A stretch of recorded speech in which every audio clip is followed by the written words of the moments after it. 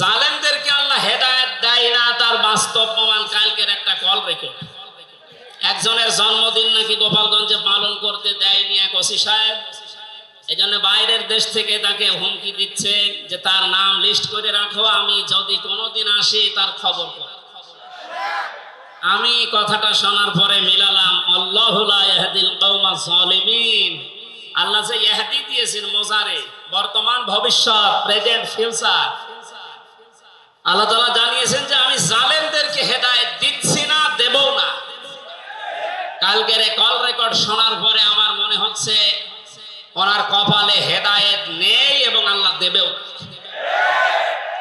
নয়তো এত কিছু হওয়ার পরেও এই লোকটা হুমকি দিতে পারে, আপনার বিশ্বাস হয়? হেদায়েত চাই না, কারণ আমরা হেদায়েত চাইলেও আল্লাহ দেবেন না। জালেমদের হেদায়েত দেবেন না, আল্লাহ নিজে জানিয়েছেন। কারণ জালেমদের বিরুদ্ধে মামলা দায়ের করবে আল্লাহ নিজে। এটা আমি বানালাম। সূরা শূরা 25 নম্বর পারা 6 নম্বর পৃষ্ঠার 13 নম্বর লাইনের 42 নম্বর আয়াতে আছে, ইন্নামাস সাবিলু আলাল্লাযিনা ইয়াজলিমুনান নাস ইলা আখিরি আয়াত। আল্লাহ পাক বলেন, অবশ্যই আমি আল্লাহ নিজে মামলা দায়ের করব, কেস করব, অভিযোগ দাখিল করব তাদের বিরুদ্ধে যারা মানুষ হয়ে মানুষের বিরুদ্ধে জুলুম করে। আল্লাহ ইয়াজলিমুনাল মুসলিমুনা দেননি যে মুসলমানদের উপরে যারা জুলুম করে, ইয়াজলিমুনান নাস দিয়েছেন যারা মানুষের উপরে জুলুম করে, অত্যাচার করে। এরা আমির হামজার মামলার আসামি না, এরা সরাসরি আল্লাহর মামলার আসামি। 1628 জন যারাই ছিলেন আর আপনারা কিন্তু বাংলাদেশের কারো মামলার আসামি না, সবাই এখন আল্লাহর মামলার আসামি। মামলার বাদী যত বড় হয় মামলা তত কঠিন হয় এবং জামিন পাওয়াও তত কঠিন হয়। আপনারা জানেন আমি 3টি বছর জেলে ছিলাম। আমার যে মামলা ছিল, আমার মনে হয় যদি সাজাও লাগিয়ে দিত সর্বোচ্চ 3 মাস। কিন্তু মামলার বাদী যেহেতু একেবারে আল্লাহর ওলি, এই জন্য বহুবার মামলা সিএমএম কোর্ট, জজ কোর্ট, হাইকোর্টে ওঠার পরও বলে না, হবে না। এই কয়েকদিন আগে মামলা আমার সব খারিজ হয়ে গেছে। আমি মনে করলাম মাননীয় আদালতকে প্রশ্ন করি যে আমার এই মামলা তো আপনার কাছে 3 বছর ছিল, এতদিন তো কিছুই করেননি, হঠাৎ এখন বলছেন কোনো দোষ নেই, সব বেকসুর খালাস করে দিলাম। মামলাটা হাতে নিয়ে উনি বলছে এর ভেতরে তো কোনো মাল ম্যাটারেস নেই, কি দিয়ে বিচার করব, সব বাদ দিয়ে দিন। তো এতদিন এই কথা বললে তো আমার 3 বছর জেলে থাকা লাগে না। উনি এইটাই বলতো যে হুজুর আমার হাত বাঁধা ছিল। কি বাধা ছিল? এখন যেহেতু হাত খোলা, ন্যায় বিচার করতে পারছেন, আমরা চাই এদেশে যত চেয়ার আছে সব হাত যেন আবু সাইদের মতো এভাবে খোলা থাকে। এভাবে হাত খোলা চান না? কিয়ামতের আগে কোন জালেম এদেশের চেয়ারে আর আসতে পারবে না ইনশাআল্লাহ। সতর্ক থাকা লাগবে আমাদের। এজন্য যারা তাড়াহুড়া করছেন আপনারা একটু শান্ত হন। আগে 10 মাস 10 দিন সময় দিন, বাসর হোক। কথা বলেন না কেন? আমি আর নিচে নামলাম না। আল্লাহ আপনাদেরকে সম্মতি দান করুন, আমি দরুদ আর সালাম পড়ছি আমাদের নবী মুহাম্মদ রাসূলুল্লাহ সাল্লাল্লাহু আলাইহি ওয়াসাল্লামের প্রতি। আজকে সেই বিকাল 3টা থেকে শুরু করে রাত 9টা পর্যন্ত এদেশের পতিত দশা আলেমদের মুখে, ইসলামিক চিন্তাবিদদের মুখে এবং জাতীয় নেতৃবৃন্দের মুখে আপনারা নবীর সিরাত সম্পর্কে বিভিন্ন কথা শুনতেছেন। আমি লাইভ দেখছিলাম। আমার আজকের আলোচনার বিষয় রাসূল সাল্লাল্লাহু আলাইহি ওয়াসাল্লাম কেন একমাত্র আদর্শ। এই পয়েন্টের উপরে কোরআন শরীফ থেকে, হাদিস থেকে আমি 18টা পয়েন্ট বের করেছি। খুব সংক্ষেপে এর উপরে আপনাদের সামনে কথা উপস্থাপন করার চেষ্টা চালাবো ইনশাআল্লাহ। ওমা তাওফীকি ইল্লা বিল্লাহ। জবান খুলে কোরআনের এই সোনালী আয়াতটা একটু পড়ে। আউযু বিল্লাহি মিনাশ শাইতানির রাজিম। বিসমিল্লাহির রহমানির রহিম। লাকাদ কানা লাকুম ফি রাসূলিল্লাহি উসওয়াতুন হাসানাহ। সাদাকতা ইয়া রাব্বানা। সূরা আহজাব 21 নম্বর আয়াতের প্রথম অংশ আমরা তেলাওয়াত করব। আমার আলোচনার বিষয় হচ্ছে বিশ্বনবী কেন একমাত্র আদর্শ।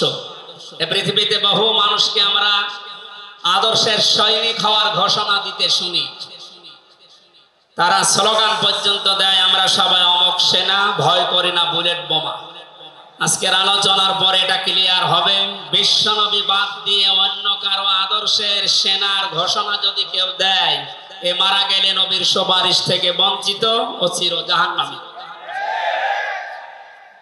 আমরা যেহেতু মানুষ এবং আমরা মুসলিম, আমরা জাহান্নামে যেতে চাই না। এই ছোট্ট ভুলের কারণে এই ভুলটা আজকে শুধরিয়ে নেব ইনশাআল্লাহ।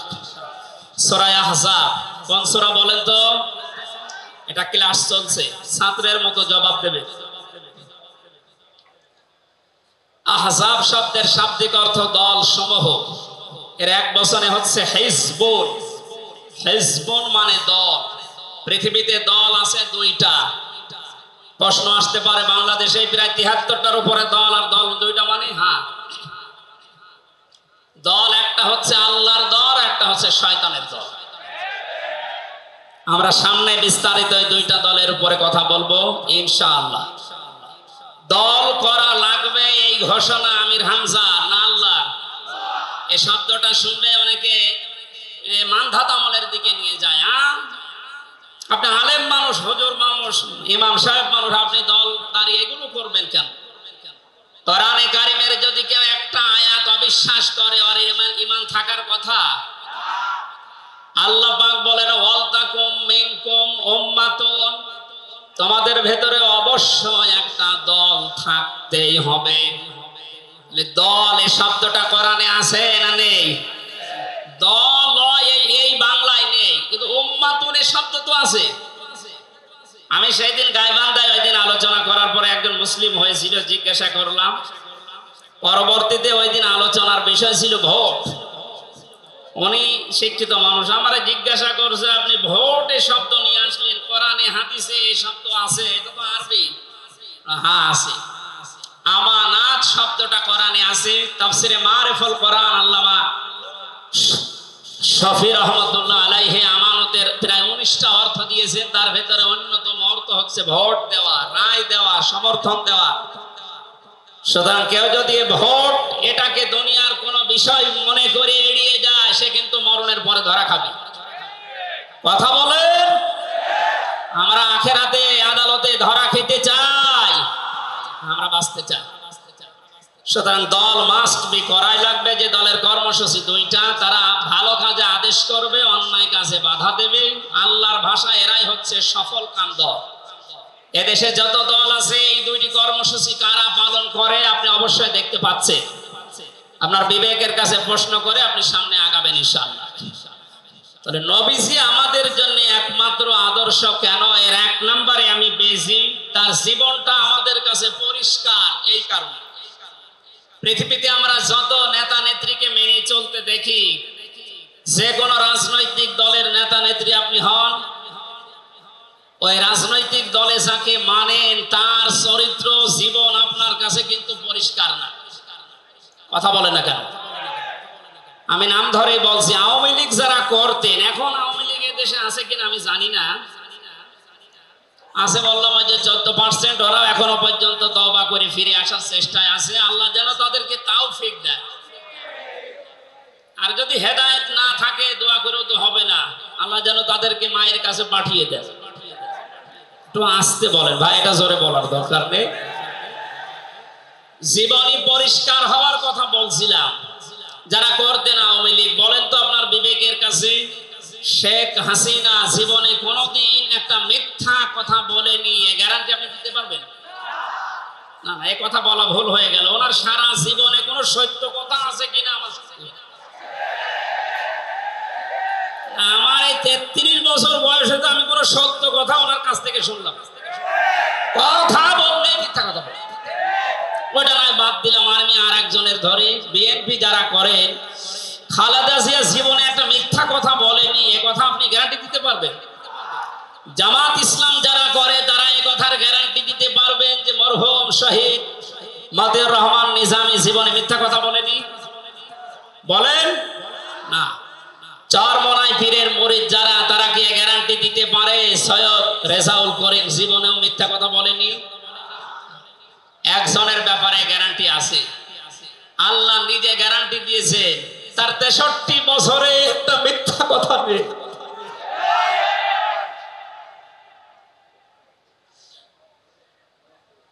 এই জন্য বিশ্ব নামে আমাদের একমাত্র আদর্শ হওয়ার কারণে এই যে জীবনে 63 বছরে একটাও মিথ্যা কথা বলেননি। জোরে বলেন আল্লাহু আকবার। এটা যে কত বড় বিষয় আপনি চিন্তা করলে আপনি চিন্তার রেখা শেষ করতে পারবেন না। আমাদের দিনের ভেতরে 24 ঘন্টায় কত মিথ্যা আসে, আর তারপর 63 বছরের জীবনে একটা মিথ্যা কথা তিনি বলেননি। 2 নম্বরে পেয়েছি আমি, তিনি উন্নত চরিত্রের অধিকারী ছিলেন। এমন চরিত্র আল্লাহ তাকে দিয়েছিলেন। আমি 3 জন নবীর নাম পেয়েছি, আল্লাহর নামের সাথে তাদের নাম আল্লাহ মিলিয়ে দিয়েছেন। হযরত ইসমাঈল আলাইহিস সালামকে আল্লাহ ডাক দিয়েছিলেন গোলামিন হালিম, আমার সহনশীল বান্দা। হযরত ইসহাক নবীকে আল্লাহ বলেছিলেন গোলামিন আলিম, আমার জ্ঞানী বান্দা। আর মুহাম্মদ রাসূলুল্লাহকে আল্লাহ ডাক দিয়েছেন ওয়া ইন্নাকা লাআলা খুলুকিন আযীম। জোরে বলেন আল্লাহু আকবার। বৃষ্টি হচ্ছে না বাইরে?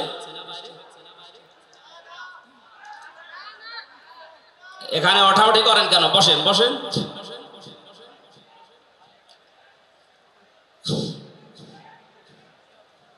এই কোরআনের আলোচনার ভেতরে কথা বললে কিন্তু গুনাহ হবে ভাই, কথা বলা যাবে না। কষ্ট হলো ওইভাবে থাকে, কথা বলবেন না। 3 নম্বরে পেয়েছি আমি সূরা ইউনূসের 58 নম্বর আয়াতে আল্লাহ তাআলা জানিয়েছেন বিশ্ব নবী তোমাদের জন্য একমাত্র আদর্শ হওয়ার কারণ তিনি শ্রেষ্ঠ সম্পদ। قل بفضل الله وبرحمته فبذلك فليفرحوا هو خير مما يجمعون। নবী আপনি বলুন, তাম দুনিয়ার মানুষেরা যা গেইন করে, যা অ্যাচিভ করে, যা অর্জন করে, যা কিছু পেয়ে আনন্দে আছে, আমি আল্লাহর কাছে এই পৃথিবীর শ্রেষ্ঠ সম্পদ হচ্ছে আপনি। জোরে বলেন আল্লাহু আকবার। সুতরাং আপনার আদর্শ পেয়েছে যারা, সে মানুষগুলো যেন আনন্দে থাকে, তারা যেন খুশি হয়। এজন্য আগস্টের 5 তারিখের আগ পর্যন্ত এদেশের 100 জনের মাত্র 15 জন মানুষ বিশ্ব নবীকে একমাত্র আদর্শ মানতেন। তারা খুশি ছিলেন, রাজি ছিলেন। মাত্র 1 মাস কয়েক দিনের ব্যবধানে এই যে 100 জনের এখন 58 জন মানুষ বিশ্ব নবী ছাড়া আর কাউকে বুঝতে চাচ্ছে না। সময়টা যেতে দিন দেশের 100 জনের 100 জন মানুষ চাইবে বিশ্ব নবী ছাড়া কারো আদর্শ মানি না। তো সংক্ষেপ করছে আমাদের প্রধান অতিথি এসে পড়েছেন, এই জন্য 4 নম্বরে পেয়েছি এই পৃথিবীর ময়দানে বিশ্ব নবী মুহাম্মদুর রাসূলুল্লাহ হচ্ছেন আল্লাহর পক্ষ থেকে আমাদের জন্য, বিশেষ করে মুমিনদের জন্য সবচাইতে বড় অনুগ্রহ। সূরা আলে ইমরানের 164 নম্বর আয়াতে আল্লাহ ঘোষণা দিচ্ছেন লাকাদ মান্নাল্লাহু আলাল মুমিনিনা ইয লাকাদ মান্নাল্লাহু আলাল মুমিনিনা ইয বা'আসা ফীহিম রাসূলা ইলা আখিরি আয়াত। অবশ্যই মুমিনদের জন্য এই পৃথিবীর ময়দানে বিশ্বনবী মুহাম্মদুর রাসূলুল্লাহ আল্লাহর পক্ষ থেকে একটা অনুগ্রহ। আমরা এক একটা আয়াতের ভেতরে বিভিন্ন তাফসীর অনুযায়ী যত কথা আল্লাহ জানিয়েছেন নবীর সম্পর্কে, প্রচন্ড গরম, আপনাদের কষ্ট হবে যেন আমি খুব সামারাইজ করছি। 6 নম্বরে পৃথিবীর ময়দানে বিশ্বনবী একমাত্র আদর্শ হওয়ার পেছনে কারণ এই, তিনি গোটা জাহানের জন্য ছিলেন একমাত্র রহমত। সূরা আম্বিয়ার 107 নম্বর আয়াতে আল্লাহ এই ঘোষণা দিয়েছেন, ওমা আরসালনাকা ইল্লা রাহমাতাল লিল আলামিন। বলেন আল্লাহু আকবার। আল্লাহ আলম বলেন না যে শুধু পৃথিবীর জন্য, আলামিন যত জগৎ আল্লাহ বাজিয়েছেন আর যত জগতে আল্লাহর যত সৃষ্টি আছে, এতানাজ্জালুল আমরু বাইনাহুন্না, প্রতিটি জগতে ওই সৃষ্টি অনুযায়ী আল্লাহর বিধিবিধান নাজিল হচ্ছে। যেখানেই যেই সৃষ্টি আছে প্রত্যেকটা সৃষ্টির জন্য মুহাম্মদুর রাসূলুল্লাহ হচ্ছেন আল্লাহর পক্ষ থেকে রহমত। বলেন সুবহানাল্লাহ। সেই রহমতকে হযরতে হালিমাতুস সাদিয়া চিনেছিলেন। কোলে নেওয়া থেকে শুরু করে বাড়ি পর্যন্ত যেখানে নিয়ে গেছেন, সিরাত ইবনে হিশাম বলছে সব জায়গায় হালিমাতুস সাদিয়া বিশ্ব নবীর মাধ্যমে আল্লাহর রহমত পেয়েছিলেন। সিরাত বিশ্বকোষের ভেতরে পেয়েছি আল্লাহর নবীকে হযরতে হালিমাতুস সাদিয়া যেদিন কোলে তুলে নিলেন, হযরতে হালিমা বলেন আমার স্তনে দুধ ছিল না। মুহাম্মদুর রাসূলুল্লাহকে কোলে নেওয়ার সঙ্গে সঙ্গে আমাদের স্তন, আমার স্তন দুইটাই দুধে পরিপূর্ণ হয়ে গেছে। আমি ডান স্তন তাকে দিলাম, তিনি পান করলেন। বাম স্তন তাকে দিয়েছি, সঙ্গে সঙ্গে তিনি মুখ বের করে নিলেন। হযরতে হালিমা বলেন আমি একবার, দুইবার, তিনবার মুহাম্মদুর রাসূলুল্লাহর মুখে আমার স্তন দিয়েছিলাম। তিনবারই মুহাম্মদ সাল্লাল্লাহু আলাইহি সাল্লাম স্তন থেকে মুখ বের করে নিয়েছেন। চোখের ইশারা দিয়ে যেন আমাকে বসাতে চাই, মা হালিমা জোর করেন কেন? ডান স্তন এটা আমার অধিকার ছিল, আমি পান করেছি। বাম স্তন এটা আমার অধিকার না। আমি জানি আপনার একটা সন্তান আছে, তার নাম আব্দুল্লাহ, এটা আমার দুধ ভাই আব্দুল্লাহর অধিকার। ও মা হালিমা, পৃথিবীতে আমি ভাইয়ের হক নষ্ট করার জন্য আসি না, এসেছি ভাইয়ের হক ফিরিয়ে দেওয়ার জন্য। ঢাকাবাসী যেই নবী মায়ের কোলে বসে ভাইয়ের হক নষ্ট করেন নাই এই রবিউল আউয়াল মাসে, সেই নবীর উম্মত আমরা এখন যারা দাবি করছি, অধিকাংশ গুলোই দেখতে পাই যত বড় হচ্ছি তত ভাইয়ের হক মারার জোর হচ্ছে। এটা তো রবিউল আউয়ালের শিক্ষা ছিল না। হযরতে হালিমা বলেন তাকে যে গাধার উপরে তুললাম, দুর্বল ছিল, সঙ্গে সঙ্গে সবল হয়ে গেছে। বাড়িতে পৌঁছাতে দেরি, কুয়ায় পানি ছিল না, কুয়া ভর্তি হয়ে গেছে। খেজুর গাছে খেজুর ছিল না। বিশ্ব নবী মুহাম্মদুর রাসূলুল্লাহ যেহেতু রহমত, আমার খেজুর গাছে খেজুর পরিপূর্ণ হয়ে গেছে। সুতরাং ওনাকে যেখানেই নেওয়া হয় সেখানে যদি রহমত আসে, আমাদের এই মাথা থেকে পা পর্যন্ত, রান্নাঘর থেকে আন্তর্জাতিক জীবন পর্যন্ত, আজকের এই সিরাত অনুষ্ঠানে যদি সিদ্ধান্ত নিয়ে যেতে পারি সব জায়গায় তাকে ছাড়া কাউকে মানব না, অবশ্যই আল্লাহ পাকে ৫৬,০০০ বর্গ মাইল রহমত বরকত দিয়ে ভরে দেবে। কথা বলেন ঠিক কিনা? আল্লাহ যেন এটা দেন আমাদের মাধ্যমে, বলেন আমিন। ৬ নাম্বারটা, ৭ নাম্বারটা খুব গুরুত্বপূর্ণ। এইটার ব্যাখ্যা করার জন্য আমি ৮-১০ মিনিট সময় নিলাম, একটু খেয়াল করবেন। বিশ্বনবী আমাদের একমাত্র আদর্শ, এই কারণে ৭ নাম্বার পয়েন্টে আমি কোরআন থেকে নিয়েছি। গণা মাপের গ্যারান্টি শুধু তার আদর্শ অনুসরণের মাধ্যমে। পৃথিবীতে বহু মানুষ আছে, বহু বিশ্ব নেতার দাবি অনেকে করছে, অনেকে বিশ্ব মানবতার দাবি করছে, অথচ বিশ্ব নেতা হওয়ার জন্য যে ৭টা কোয়ালিটি লাগে আমরা অধিকাংশ মানুষের ভেতরে পাই না, আন্দাজে শুধু ঢোল বাজাই। এ পৃথিবীতে বিশ্ব নেতার দাবি করতে পারেন নবীরা, রাসূলরা। কথা বলেন ঠিক কিনা? এই পৃথিবীতে বিশ্ব নেতৃত্ব দেওয়ার দাবি করতে পারেন নবী, রাসূলরা। এই কথার সাথে একমত আছেন? আমরা একজন নবীর নাম বলছি, হযরত ঈসা রূহুল্লাহ। তিনি জন্মের পরে তার জাতির লোকেরা তাকে অবৈধ, হারামজাদা, এরকম উল্টা পাল্টা নাম দিয়ে ডাকতো। হযরতে মরিয়ম আলাইহিস সালামের কাছে যখন জিজ্ঞাসা করেছে জাতির লোকেরা বিয়ে হয়নি সন্তান পেলে কোথায়, খুব খেয়াল করে শুনবেন। হযরতে মরিয়ম ইশারা দিয়েছিলেন দোলনার দিকে, ফাশারাত ইলাইহি ক্বালু কাইফা নুকাল্লিমু মান কানা ফিল মাহদি সাবিয়্যা। তিনি ইশারা দিয়ে বললেন, এই যে দোলনায় যে ছেলেটা আছে ওকে জিজ্ঞাসা করো ওর জন্মের পরিচয় বলতে পারবে। ওরা বলছে ছোট্ট বাচ্চা কথা বলবে কি করে। সঙ্গে সঙ্গে দোলনা থেকে হযরতে ঈসা তার এই জাতির লোকের এই কথার উত্তর দিয়েছেন, জবাব দিয়েছেন, ক্বালা ইন্নী আবদুল্লাহ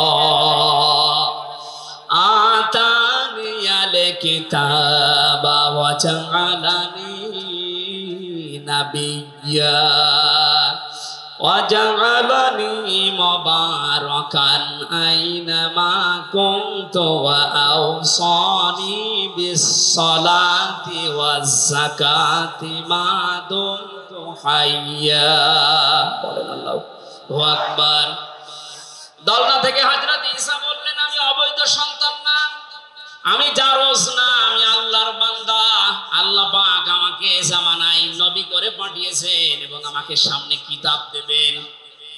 আমাকে তিনি ওসিয়ত করেছেন, আদেশ দিয়েছেন আমি যেন সালাত আদায় করি, যাকাত আদায় করি যতদিন আমি জীবিত আছি। আমার মা আর বাবার সাথে, মায়ের সাথে যেন আমি ভালো ব্যবহার করি। এখানে কয়েকটা পয়েন্টের দিকে তাকান। হযরতে ঈসা তিনি নিজের পরিচয় দিতে গিয়ে প্রথমে বললেন, আমি আব্দুল্লাহ, আল্লাহর বান্দা। আল্লাহ আমাকে জামানার নবী করে পাঠিয়েছেন এবং কিতাব সামনে আমাকে দেবেন। আজ পৃথিবীর ময়দানে যারা বিশ্ব নেতা হওয়ার কথা জানায়, যাদেরকে দাবি করা হয়, দেখেন তো এই মানুষগুলোর বাবা এক ধর্মের, মা আরেক ধর্মের, জন্ম আপনার আগে বৈধ হওয়া লাগবে, এরপরে বিশ্ব নেতা। যে 7টা পয়েন্ট আছে আয়াতের তাফসিরে, অত জোরে বলার দরকার নেই, আপনি বুঝলেই হবে। বিশ্ব নেতা হওয়ার জন্য প্রথম কোয়ালিটি থাকবে আপনার জন্ম হওয়া লাগবে বৈধ। এই পৃথিবীর প্রত্যেকটা নবীর জন্ম ছিল বৈধ, কোন নবী অবৈধ না। কথা বলেন। অথচ এখন অনেককে এমন দাবি করে আকাশে তোলা হচ্ছে যার মা এক ধর্মের, বাবা আরেক। আমি বাকি 6টা নাই বল। ঢাকাবাসী এবার আসেন তো সূরা আলে ইমরানের 131 নম্বর আয়াতের এই ব্যাখ্যাটা বলার জন্য আমি এই আশপাশে যাচ্ছিলাম। বিশ্ব নবীকে অনুসরণ করলে জীবনের গুনাহ মাফের গ্যারান্টি দিয়েছেন কে? এতদিন আয়াত যেভাবে শুনেছেন ওইভাবে না, যেহেতু এখন ডিজিটাল যুগ, ডিজিটাল কায়দায় শোনা লাগবে। কুল ইন কুনতুম তুহিব্বুনাল্লাহা ফাত্তাবিউনি ইউহিব্বুকুমুল্লাহ ওয়া ইয়াগফির লাকুম যুনুবাকুম আল্লাহু গফুরুর রহিম। এটা তাফসিরে ফি জিলালিল কোরআনে সাইয়্যিদ কুতুব বিস্তারিত দিয়েছেন। আমি শুধু ইঙ্গিত দিচ্ছি, একটু তাকান। আল্লাহ পাক বলেন, নবী আপনি বলুন, যদি আল্লাহকে ভালোবাসি এ দাবি তোমাদের থাকে, এ দাবি আমাদের আছে না নেই? আল্লাহকে আমরা ভালোবাসি এ দাবি আছে না নেই? আল্লাহ বলেন এ দাবি যারা করে তাদেরকে আপনি বলেন যে ফাত্তাবিউনি, তারা যেন আপনার অনুসরণ করে। আল্লাহ পাক বলেন তারা যদি আপনার অনুসরণ করে ইউহিব্বুকুমুল্লাহ, আমি আল্লাহ নিজেই তাদেরকে ভালোবাসা আরম্ভ করব। আমি যদি কাউকে ভালোবাসি তার জীবনের অপরাধগুলো মাফ করে দেই। আমি গফুর, আমি রহিম। এ পর্যন্ত বাংলা অর্থ ছিল। এবার আসেন ব্যাখ্যায়। এদিকে আসেন আপনারা, এদিকে আসেন। ফাত্তাবিউনি, আমার অনুসরণ করো, আমাকে দেখে দেখে চলো। এখন এই অনুসরণ করা লাগবে কি নবীজির জীবনের আংশিক না পূর্ণাঙ্গ? আরো জোরে বলেন, আংশিক না পূর্ণাঙ্গ? আব্দুল্লাহ ইবনে উবাইয়ের দিকে তাকান, এই লোকটা অনুসরণ হয়ে মারা গেছে। কথা বলেন ঠিক কিনা? তার নামাজ ছিল রাসূলের মতো, রোজা ছিল রাসূলের মতো, নবীজির পেছনে হজ করেছে, নবীজির সাথে বিশ্ব নবীর সাথে ইফতারি করেছে, কিন্তু বিশ্ব নবী এই পৃথিবীর নেতা এটা সে মানত না। আজ বাংলা সহ বিশ্বে বহু মুসলমান এই থিওরিতে আছে, তারা নামাজ রাসূলের মতো পড়ে, রোজা রাসূলের মতো রাখে, কিন্তু সমাজ নবীজি, রাষ্ট্র নবীজি 10 বছর কোরআন দিয়ে চালিয়েছিলেন, এইটা মানতে তারা রাজি না। এই মানুষগুলোর অনুসরণ হচ্ছে আংশিক না পূর্ণাঙ্গ। সুতরাং আংশিক অনুসরণ করলে আল্লাহ কি আপনাকে ভালোবাসা আরম্ভ করবে না। ইহবিব এটা মোজারে, বর্তমান ভবিষ্যৎ, প্রেজেন্ট ফিউচার। যখন আপনি পূর্ণাঙ্গ অনুসরণ করার জন্য দাড়ি থেকে মাথা থেকে শুরু করে পা পর্যন্ত, রান্নাঘর থেকে শুরু করে আন্তর্জাতিক জীবন পর্যন্ত সব জায়গায় বিশ্ব নবীকে অনুসরণের সিদ্ধান্ত নিয়ে নেমে পড়বেন, আল্লাহ তখন ভালোবাসা আরম্ভ করবে। এই আয়াত অনুযায়ী এদেশে এখনো যারা পূর্ণাঙ্গ অনুসরণ আরম্ভ করেননি, নিজের দিকে তাকিয়ে ভাবেন তো। আপনি 14 বার হজ করতে পারেন, 24 বছর রোজা রাখতে পারেন, প্রতিদিন 72 রাকাত নামাজ পড়তে পারেন নফল, কিন্তু এখনো পর্যন্ত আল্লাহর ভালোবাসা আপনি পাওয়া শুরু করেন। এ কথা বুঝে এসেছে? সুতরাং আমাদের অনুসরণ হবে কি আংশিক না পূর্ণাঙ্গ? আরো জোরে বলেন। নবীজির মতো নামাজ পড়া যেমন, বিশ্ব নবীর মতো রাষ্ট্র চালাতেও হবে ওই রকম। নবীজি জানিয়েছেন, মান মাতা ওয়ালাম ইয়াখযু ওয়ালাম ইউহাদ্দিস বিহি নাফসাহু মাতা আলা শুবাতিন মিনান নিফাক। যে লোকটা মরে গেল কিন্তু তার এই চিন্তা ভাবনা ছিল না যে জমিন আল্লাহর কোরআন দিয়ে চলুক, এই লোকটা মুনাফিক হয়ে মরবে, কেউ তাকে বাঁচাতে পারবে না। অথচ এই হাদিসটার সামনে নিয়ে বাংলাদেশে আমরা এখনো অনেককে নামাজ পড়া, রোজা রাখা, দাড়ি রাখা, জুব্বা গায়ে দেওয়া মানুষকেও মুনাফিক হয়ে মরার সম্ভাবনা দেখতে পাচ্ছি। কথা বলে ঠিক কিনা? সুতরাং আমরা চাই নবীজি যেভাবে নামাজ পড়েছিলেন, বিশ্ব নবী যেভাবে রাষ্ট্র চালিয়েছিলেন, ওইভাবে আমাদের এই দেশটাও 10 বছর চলুক। আমিরে জামাত ডক্টর শফিকুর রহমান কয়েকদিন আগে ঘোষণা দিয়েছে, 15 বছর লাগবে না, মাত্র 10টা বছর আমাদের হাতে দেন, আমরা গ্যারান্টি দিতে পারি এই দেশের মানুষকে। 9টা পয়েন্ট ওখানে উনি দিয়েছেন, সবগুলোর বাস্তবায়ন করে এই 16 কোটি মানুষকে উনি দেখাবেন। এটাকে আজ অনেকে রাজনীতি মনে করে উল্টাপাল্টা দিকে নিয়ে যাচ্ছে। আমার বিশ্ববিদ্যালয়ে থাকাকালীন এক দুষ্টু বন্ধু ছিল, 10 বছর নবী কোরআন দিয়ে রাষ্ট্র চালিয়ে বলতে পেরেছিলেন, খায়রুল কুরুনি করনি, আমার যুগ শ্রেষ্ঠ যুগ। আমাদের দেশটা 53 বছর স্বাধীন হয়েছে, 1 বছরও কোরআন দিয়ে চলেছে। এই জন্য তো কোনো জিনিস নিরাপদ না। আমার ছোট দাদা উনি বলছিলেন যে হজে যাওয়ার পরে দেখি একটা ঘড়ি পড়ে আছে, মোবাইল ঘড়ি। চিন্তা করলাম নেব না, মনের ভেতরে ভয়, যদি ধরা পড়ে যায় তাহলে তো মানুষ, এ দেশে তো ধরা পড়লে আবার হাত কেটে দেবে। দেশে যাওয়ার পরে মানুষ বলবে হাজী সাহেব চোর। এই ভয়তে নিলাম না। কি করি, অতক্ষণ দাঁড়িয়ে থেকে কেউ নেয়ও না, কারো পায়ের নিচে পড়ে আবার নষ্ট হয়ে যাবে। তুলে নিলাম এদিক ওদিকে তাকিয়ে। হারানো জিনিস যেখানে জমা দেয় ওই জায়গায় জমা দিলাম। ওনারে জিজ্ঞাসা করলাম, ভাই মোবাইলের দাম কেমন হবে?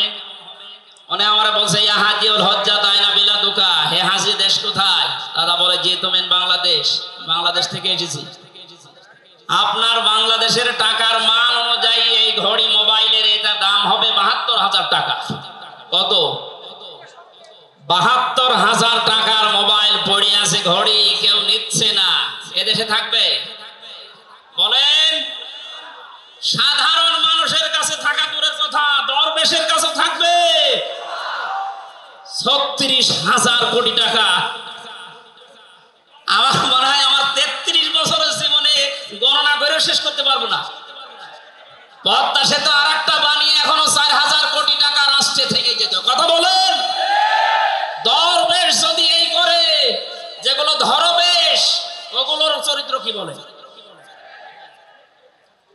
এই জন্য এই বন্ধুটা আমারে বলছিল, আমি রামজা, আমি কুষ্টিয়া থেকে যাচ্ছিলাম ঢাকাতে একটা নর্মাল কোচে চড়ে, হঠাৎ আমার পেটে গন্ডগোল। সিরাজগঞ্জ রোড পার হওয়ার পর ড্রাইভারকে বললাম যে ভাই একটু দাঁড়ান, আমি নেমে যাব, আমার পেটে গন্ডগোল। ড্রাইভার বলছে গাড়ি থামবে না, একেবারে জায়গা মতো থামবে। আপনার যদি বেশি অসুবিধা হয় তো পেছনে সিট খালি আসে, বসে বসে আল্লাহ আল্লাহ করে। বলছে আমার পেটে গন্ডগোল, একে আল্লাহ আল্লাহ থামে। পেছনে যে দেখি কয়েকটা সিট খালি পড়ে আছে, পলিথিন দেয় বমি করার জন্য, একটা নিলাম। 2 সিটের মাঝে বসে ওই কাজ করলাম। চিন্তা করলাম এটা যদি রেখে চলে যায় তাহলে তো বদনাম হয়ে যাবে। পকেট থেকে একটা সাদা রুমাল ছিল, ওইটা বের করলাম, টাইট করে বাঁধলাম, পেছনের সালানা খুলে ফেলে দেব। আল্লাহর ইশারা, পেছনে আসছিল মোটরসাইকেল ওলা, পড়বে কি পড়বে একেবারে মোটরসাইকেলের সামনে।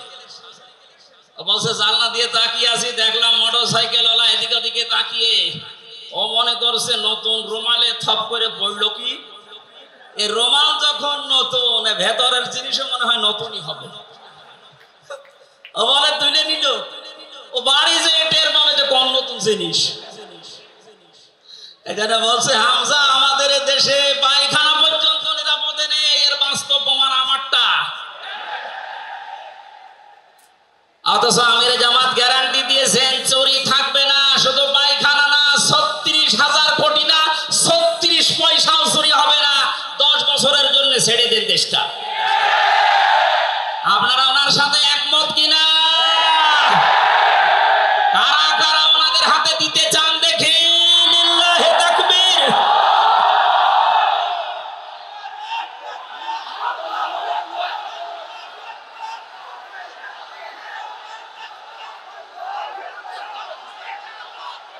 আলহামদুলিল্লাহ ভাই, এটা রেকর্ড হচ্ছে। এটা শুধু এই সামিয়ানার নিচে নেই, 18 কোটি মানুষ শুনতেছে। যারা এই ময়দানের থেকে হাত তোলা দেখে তারাও হাত তুলেছে। আমরা চাই এই হাত যেন আল্লাহর জন্য আপনারা তোলেন। মানুষকে বেশি খুশি হয়েছিল যতদিন পর্যন্ত তার আন্ডারে ছিল নবীজি, ততদিন নিজের ছেলে বাদ দিয়ে বিশ্ব নবীকে কাছে রেখে ঘুমাতো। অথচ তাদের পুরা 2 জনের জীবন আমি পড়ে দেখেছি। 2 জন চাচা, বিশ্ব নবী মুহাম্মদ রাসূলুল্লাহর 2 জন চাচা শুধু নবীর জন্ম মিলাদ নিয়ে আনন্দে ছিল। আদর্শ পেয়ে তারা আনন্দ করে নাই, মেনে নেয় নাই, জন্য 2 জনেই জাহান্নামী। বলেন নাউজুবিল্লাহ। সিস্টেম অপর পৃষ্ঠায় দেখুন, আরো 2 জন চাচার নাম আমরা জানি, হযরতে হামজা, হযরতে আব্বাস রাদিয়াল্লাহু তাআলা আনহুমা। এই 2 জন চাচা শুধু নবীর জন্মে মিলাদে খুশি ছিলেন না, তারা নবীর আদর্শ পেয়ে খুশি হয়েছিলেন। এই জন্য 2 জনেই জান্নাতি। বলেন সুবহানাল্লাহ। হযরতে হামজা, হযরতে আব্বাস যে জান্নাতে গেছে কোনো সন্দেহ আছে?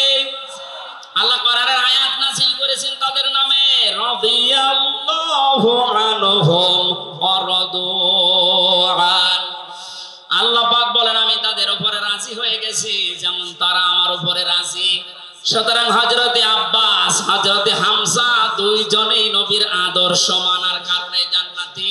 আমরা এদের মতো হতে চাই। বলেন আমিন। এখানে একটা কথা আছে, হযরতে হামজা আব্বাস রাদিয়াল্লাহু তাআলা আনহু, তিনি কিন্তু অনেক আগে মুসলমান হয়েছিলেন, গোপনে তো প্রকাশ করেননি।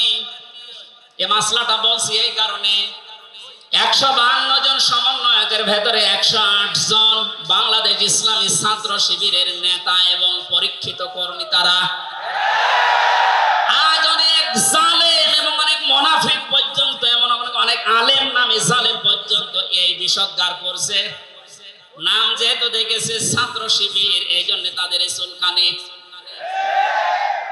কেন ওরা এতদিন পরিচয় প্রকাশ না করে এই কাজ করলো? ওরা মুনাফিক, ওরা শয়তান। যেখানে বিশ্বজিতের মতো হিন্দু সে রেহাই পায় না, সেখানে পরিচয় দিয়ে মার খাবে। সুতরাং সাদিক সাহেব এবং SM ফরাদ ভাই সহ যারা পরিচয় গোপন করে এই জালেমের বিদায়ের জন্য বিপ্লব আমাদেরকে এনে দিয়েছেন, তাদেরকে প্রত্যেক থানায়, জেলায়, রাজধানীতে সংবর্ধনা দেওয়া দরকার।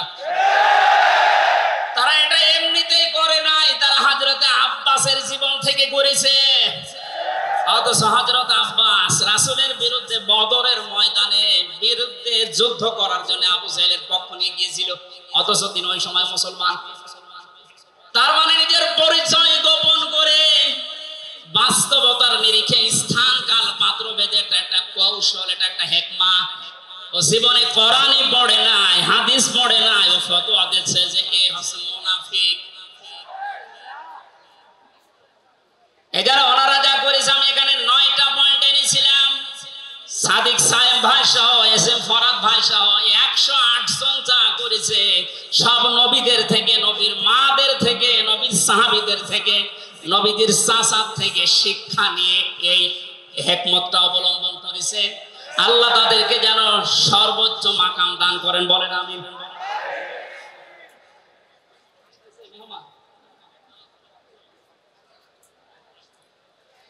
বেয়াদবি করলে যে মানুষের জীবন ধ্বংস হয়ে যায় রাসূলের সাথে, তার প্রমাণ পেয়েছি নবীর চাচা আবু লাহাবের জীবন থেকে। বিশ্ব নবী যখন সাফা মারওয়া এই পাহাড়ের উপরে উঠে দাওয়াত দিচ্ছিলেন, এই লোকটা ডাক দিয়ে বলেছে, তাব্বালাকা আলিহাদা জামাতানা ইয়া মুহাম্মদ, হে মুহাম্মদ তুমি ধ্বংস হয়ে যাও। তাফসীরের কিতাবে সূরা লাহাবের তাফসীরে পড়েছে, আবু লাহাব মুহাম্মদুর রাসূলুল্লাহকে শুধু ধ্বংস হয়ে যা এই কথা বলে নাই। সামনে একটা পাথর ছিল, পাথরটা হাতে নিয়ে নবীজির দিকে ভাবে নিক্ষেপ করেছিল। ঢাকাবাসী খুব খেয়াল করে শোনেন, এখানে আমার 2টা পয়েন্ট আছে।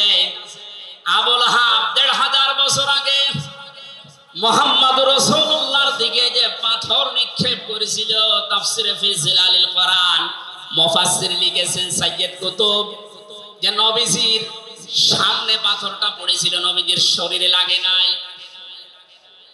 আল্লাহ পাক সঙ্গে সঙ্গে তার জন্য কোরআনের আয়াত নাযিল করলেন, শুধু এই হাতের জন্য না। তাব্বাত ইয়াদা আবি লাহাবি ওয়া তাব। ইয়াদা ছিল শব্দটা, ইয়াদা দি বচন আল্লাহ দিয়েছেন, অথচ আবু লাহাব পাথর নিক্ষেপ করেছিল কয় হাত দিয়ে? আরো জোরে আরেকবার বলেন। আল্লাহ যে তার 2 হাতই ধ্বংস করে দিলেন। জবাব দিয়েছেন মুফাসসির এইভাবে, আবু লাহাব যদিও এভাবে পাথর নিক্ষেপ করেছিল 1 হাত দিয়ে, কিন্তু তার বাম হাত একটু নড়াচড়া করে সাপোর্ট দিয়েছিল।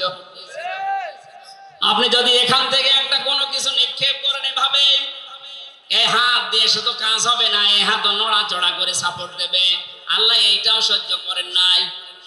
নবীজির বিরুদ্ধে যারা অবস্থান নিয়েছে, যে যতটুকু তার সাথে যারা সাহায্যে ছিল, সহযোগিতায় ছিল, আল্লাহ তাদেরকেও ধ্বংস করে দিয়েছেন। এই 15.5 বছরে আল্লাহর নবীর আদর্শকে, তার শিক্ষাকে, শিক্ষা ব্যবস্থা থেকে ডাইরেক্ট ডান হাতের মতো, অনেকে বাম হাতের মতো পেছন দরজা দিয়ে নাড়াচাড়া করে উল্টিয়ে ফেলেছিলেন। এই কথা বলেন না কেন? হযরত আবু বকর আর নবীজির সেই সারে গারে সুরের সেই ঘটনাটা আমাদের শিক্ষা ব্যবস্থা এখন আর নেই। এগুলো তুলে ওখানে বাবার জীবনী বসিয়েছেন। সুতরাং নবীজিকে যারা আঘাত দিয়ে শিক্ষা ব্যবস্থা থেকে 96% মুসলমানের এই দেশে নবীর আদর্শ বাদ দিয়ে অন্য কাউকে যারা বসাতে চেয়েছিলেন, যারা ডাইরেক্ট এগুলো করেছিলেন, যেগুলো মন্ত্রণালয়ের দায়িত্বে ছিল, বাম হাত দিয়ে যারা পেছন দরজা দিয়ে নাড়াচাড়া দিয়েছেন, উপদেষ্টা মণ্ডলের ভেতরে 2 জন আছে, তারা সমকামিতা প্রমোট করছেন, আমরা শুনতে পাচ্ছি। পাঠ্যপুস্তকে যে পরিবর্ধন আনার চেষ্টায় আছেন, 96% মুসলমান কিন্তু ঘুমিয়ে যায়নি, এরা এখনো জেগে আছে। আমিরে জামাত কুষ্টিয়ায় সেদিন ঘোষণা দিয়েছে, দেশের মুসলমানেরা এখন আর 5 তারিখের আগের মতো ঘুমিয়ে নেই, সব সজাগ আছি আমরা। আরো জোরে বলেন। সুতরাং যারা ডান হাত দিয়ে চেষ্টা করছেন আল্লাহ বিরোধী, রাসূল বিরোধী, মানবতা বিরোধী এই কাজগুলোকে প্রমোট করার জন্য, বাস্তবায়নের জন্য, আর পেছনের দরজা দিয়ে যারা বিভিন্ন নাম নিয়ে আবু লাহাব লাহাবের বাম হাতের মতো নাড়াচাড়া দিচ্ছেন, আল্লাহ পাক যদি ধরে আবু লাহাবের মতো ডান হাত বাম হাত সব কিন্তু ধ্বংস করে ছাড়বে। এই জন্য আমরা সাবধান বাণী উচ্চারণ করছি। এগুলোই যারা আছেন, আমি নাম দিলাম না, ছাত্র জনতা যেভাবে আপনাদেরকে উপদেষ্টা বানিয়েছে, আপনি 152 জনের 108 জনের দেখতে পাচ্ছেন না। এই মানুষগুলো কি চায়? 108 জন না, আমি 152 জনের সাথে যোগাযোগ রেখে দেখেছি, সবাই চায় এদেশে আল্লাহর বিধান চালু হোক। এই রবিউল আউয়াল মাসে রাসূলের চরিত্র যেভাবে শুনি, ওটা যেন বাস্তবে দেখতে পাই, সেটা চালু হোক। 53 বছর তো দেখলে বাবা চালিয়েছিল, দুর্ভিক্ষে মরেছে অনেকে, আমি দেখি না, আমার তো 33 বছর, এই মুরব্বীরা দেখেছি। স্বামী চালিয়েছিল অনেকের চাচা চালিয়েছে 9 বছর, ভাবি চালিয়েছে, এমনকি বউ চালিয়েছে, এটা তো দেখলাম। এখন শুধুমাত্র কোরআন দিয়ে চললে, নবীর আদর্শ দিয়ে চললে দেশটা কেমন দেখা যায় এটা দেখতে বাকি আছে। এটা আপনারা দেখতে চান না? সামনে আমার জীবনের সবচাইতে বড় শখ, আকাঙ্ক্ষা, তামান্না এটা, চর্ম চোখে যেন আল্লাহ আমাকে দেখায় যে 56,000 বর্গ মাইল তার কালাম দিয়ে চলছে। এটা দিয়ে চললে যে কেমন দেখা যায়, এটা মিনি জান্নাত হয়ে যাবে। আপনি বিশ্বাস করেন, এটা মিনি জান্নাত হয়ে যাবে। অনেকের এখনো পর্যন্ত শ্বশুর ভয় দেখাচ্ছে। আমির জামাত সেদিন বলেনি যে শ্বশুর ভয় দেখাচ্ছে মেয়েদেরকে যে তোমাদের ঘর বন্দি করে রাখবে। অনেকে যারা ডাল খায়, মামা বাবা খায়, লাল পানি খায়, এরা কি খাবে? দেশটা যদি কোরআন দিয়ে চলে, নবীর আদর্শ দিয়ে চলে, পুরো দেশটা হয়ে যাবে মসজিদের মতো। মসজিদে প্রবেশ করলে যত বড় বিড়ি খোর হোক, যত বড় ডাল খোর হোক, যত বড় বাবা খোর হোক, আর লাল পানি যেই খায়, ওই পরিবেশে গেলে কেউ কি চাইবে যে একটু লাল পানি খাই? এখন পরিবেশটাই রহমত দিয়ে ভরপুর। কথা বলেন ঠিক কিনা? এই জন্য মসজিদে প্রবেশ করতে হলে আল্লাহর রহমত আমরা কামনা করি। আল্লাহুম্মা আফতাহলি আবওয়াবা রাহমাতিক, পুরো জায়গাটাই রহমত দিয়ে ভরপুর। আল্লাহর কোরআনের বিধান সেখানে চলে, এজন্য পুরো জায়গাটা রহমত দিয়ে ভরপুর করা। এই দেশটায় যদি আল্লাহর বিধান চালু হয়, রাসূলের আদর্শ চালু করতে পারি আমরা, পুরো দেশটা হয়ে যাবে মসজিদের মতো। তখন আর লাল পানি খেতে, বিড়ি খেতে আপনার মনে চাইবে না। আপনি জান্নাতি হয়ে মারা যেতে পারবেন, এই গ্যারান্টি আমরা দিতে পারি। সুতরাং আমরা রাসূলের সাথে কোনো বিয়াদবি যেন না করি। মনে হয় মেহমান এসে গেছে আমাদের মাঝখানে।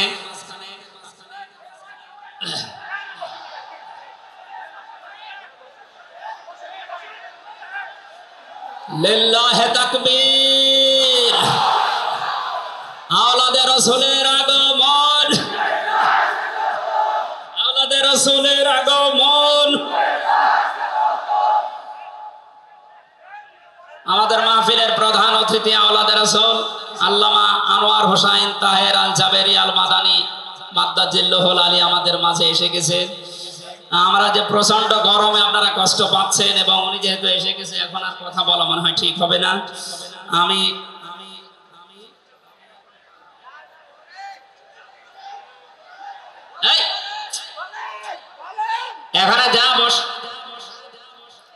এখানে যা বসা আছে সব আমার উস্তাদের উস্তাদ। এই জন্য আমি কথা বলতে চান, পয়েন্টগুলো শেষ করছি। 10 নম্বরে পেয়েছি তিনি শরীয়ত প্রণেতা, হ্যাঁ বললে হালাল, না বললে হারাম, সুতরাং তার সম্মান অনেক বেশি। 11 নম্বরে তিনি ছিলেন দাঈ ইলাল্লাহ, তিনি ডাকতেন শুধুমাত্র আল্লাহর দিকে। কার দিকে? আমি একটা পয়েন্ট এখানে বলি, খুব খেয়াল করে শুনবেন। সূরা হামিম সেজদার 33 নম্বর আয়াতটা এতদিন যেভাবে শুনেছেন ওইভাবে না, একটু ভালো করে খেয়াল করে শুনেন। আল্লাহ পাক বলেন, ওমান আহসানু কাওলাম মিম্মান দাআ ইলাল্লাহি ওয়া আমিলা সালিহান ওয়া ক্বালা ইন্নানি মিনাল মুসলিমিন। ওই লোকটার কথার চাইতে আর উত্তম কথা কে বলে দুনিয়ায়? যে লোকটা আল্লাহর দিকে মানুষকে ডাকে, নিজে ভালো ভালো কাজের আঞ্জাম দেয়, আর নিজে পরিচয় ওপেন করে যে আমি একজন মুসলমান। আমি কি? বাংলার মুসলমানেরা, আপনি আয়াতের দিকে 3টা বিষয় খেয়াল করেন। এদেশে কম বেশি আমরা ৯৬% যেহেতু মুসলমান, এই জন্য আল্লাহর দিকে আমরা ডাকি, এটা আমি মেনে নিলাম। ২ নম্বরে ভালো ভালো কাজের আঞ্জাম আমরা নিজের জায়গা থেকে হলেও কম বেশি দিতে পারছি বা দেই। ৩ নম্বরে যেটা ওয়াকালা ইন্নানি মিনাল মুসলিমিন, আমি মুসলমান, এই ঘোষণা দেওয়ার মতো পরিবেশ এই দেশে এখনো আসে নাই। কথা বলুন, এখন এমন জায়গা অনেক আছে যেখানে আমি মুসলমান এ কথা বলা এখনো সম্ভব না। সুতরাং আয়াতের ৩ নাম্বার এটা যদি বাস্তব এই চর্মচোখে দেখতে চান যে আমি মুসলমান, এই পরিচয় দিয়ে আমি এই পৃথিবীতে টিকে থাকতে চাই, তাহলে এই দেশটা কোরআনের হাতে দেওয়া লাগবে, মাস্ট বি। কথা বলেন ঠিক কিনা? সুতরাং আমাদের এখন থেকে ডাক হবে কোন পীরের দিকে না, কোন বাবার দিকে না, আমাদের একমাত্র ডাক হবে আল্লাহর দিকে। জোরে বলেন আমিন। ১২ নম্বরে পেয়েছি তিনি যুদ্ধবন্দীদের সাথে এমন ভালো আচরণ করতেন। ইয়ামামার একজনের নাম পড়লাম হাদিসের পাতায়, বিগ লিডার ছিলেন এই লোকটা, সুমামা ইবনে আসাল রাদিয়াল্লাহু তাআলা আনহু। বদরের ময়দানে তিনি ধরা পড়লেন, সাহাবীরা তাকে বেঁধে রেখেছে মসজিদের ভেতরে খুঁটির সাথে। নবীজি এসে বললেন, সুমামা কেমন লাগে তোমার, কি আচরণ আমার কাছে আশা করো? লোকটা বলে, মুহাম্মদ সাল্লাল্লাহু আলাইহি সাল্লাম, আপনি আমাকে মেরেও ফেলতে পারেন, ছেড়েও দিতে পারেন। নবীজি তাকে বললেন, সুমামা এই দুনিয়ায় শেষ দুনিয়া না, আরেকটা জগৎ আমাদের সামনে আসে। ইসলামের বিশাল কিছু তার সামনে তুলে ধরলেন। বাড়িতে যাওয়ার পরে নিজের হাতে রান্না করে খাবার পাঠালেন তার জন্য। দ্বিতীয় দিন আবার তাকে দাওয়াত দিলেন ইসলামের। বিশ্ব নবী নিজে উটের দুধ এক সাহাবীকে দিয়ে দহন করে গরম করে পাঠালেন। মনে হচ্ছে তিনি জামায় আদর করছেন, অথচ সেই লোকটা যুদ্ধবন্দী। একটা যুদ্ধবন্দী মানুষের সাথে বিশ্ব নবীর যে আচরণ, এ পৃথিবী অবাক হয়ে গেছে। অথচ এই ১৫.৫ বছরে যুদ্ধবন্দী না, কারাবন্দী, তাও অন্যায় ভাবে। আরে ভাই, আমার তো ৩ বছর পরে যেহেতু মামলা খালাস করে দিয়েছে, আদালত কর্তৃক প্রমাণ হয়েছে যে আমি নির্দোষ, আমার কোনো দোষ নেই। তার আমরা মামলার আয়ু থেকে শুরু করে একেবারে ওই উপর পর্যন্ত যিনি পালিয়েছেন, এ পর্যন্ত যারা জড়িত ছিল, আমি চাই তাদের প্রত্যেকে যেন ৩ বছর জেলে থাকে। এইটাই নাই বিচার হবে। কথা বলে না কেন? আমার জন্য ৩ বছর, ব্যারিস্টার আরমানের জন্য ৮ বছর, ১১ বছর। কত বছর? আপনি যে চট করে ঢুকে পড়বেন, আগে ১১ বছর থাকেন, এরপর।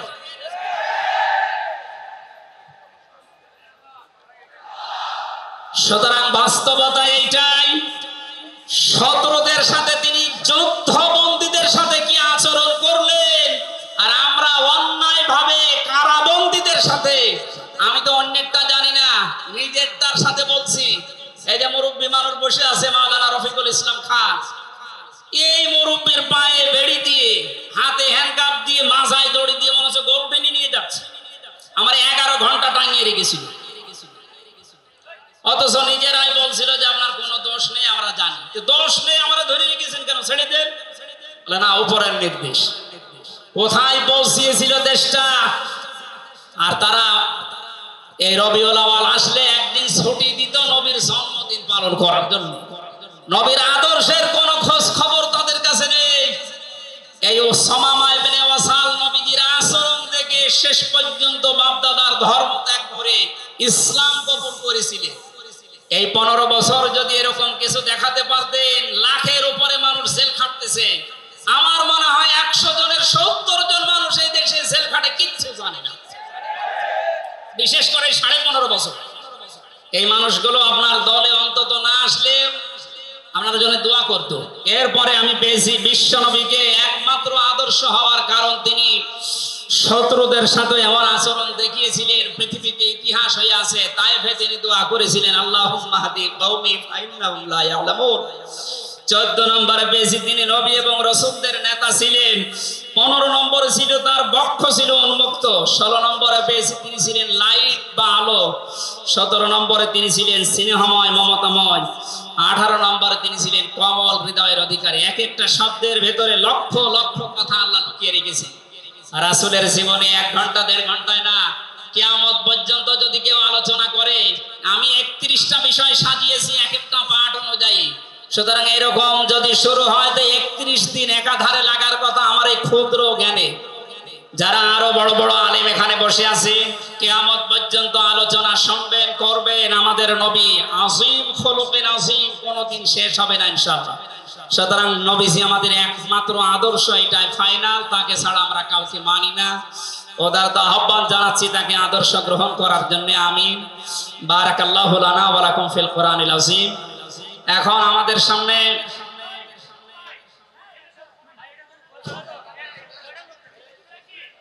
এমনিতেই অনেক খরচ হয়েছে মাহফিলের জন্য, আপনারা দেখতে পাচ্ছেন কত টাকা খরচ, আপনি হিসাব করলে আপনার হিসাবে ধরবে না।